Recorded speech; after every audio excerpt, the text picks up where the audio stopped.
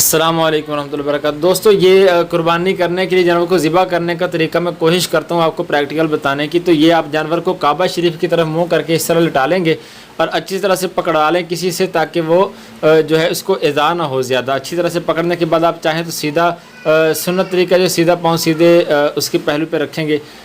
और आपको ये ज़िबा करने के बारे में बता दूं कि ये जो है इसकी गर्दन है, इसकी गर्दन के यहाँ पर एक हड्डी उभरी होती है।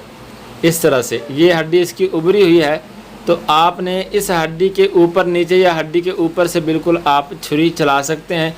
और ये जो हड्डी आपको नज़र आ रही है, इस हड्डी के ऊपर नीचे या इसके ऊपर से आप छुरी रख के जो है इसको आप ज़िबा करेंगे। और ज़िबा करने में ये है कि ये जो है ना, सबसे पहले नंबर पे आपको नज़र आ रही है खाने वाली इसकी खुराक वाली नाली है। और ख़ुराक वाली नाली जो है उसके साथ ही सांस वाली है। तो ये खुराक वाली और सांस वाली ये दोनों नालियाँ एक साथ होती हैं। और यहाँ से आप इस तरह से ज़िबा करेंगे तो सबसे पहले खाल के बाद खुराक वाली नाली कटेगी, और फिर उसके बाद ये नाली कटने के फ़ौरन बाद ये दाएं और बाएं जो है ये खून वाली नालियाँ होती है, जिसे वद जैन भी कहते हैं। ये खून वाली नाली जैसे ही आप काटेंगे खाल के बाद फ़ौरन खुराक वाली, साथ में सांस वाली, और फिर दाएँ बाएँ खून वाली नालियाँ कट जाएंगी। और आधी गर्दन तक आपने इसको काट देना है। उससे ज़्यादा आप जोड़ तक जाना या दिल वाली नाली तक, तो ये मुनासिब नहीं है, जानवर को बिला वजह इज़ा देना है।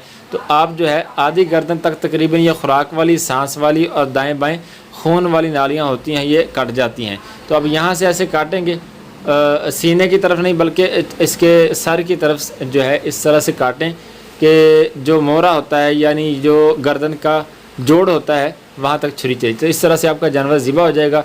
और ज़िबा के बाद आप उसको बिला वजह इज़ा ना दें, उसको ठंडा होने दें, और बाकी जो है उसकी खाल वगैरह या गोश्त बनाना वो बाद में आप करेंगे।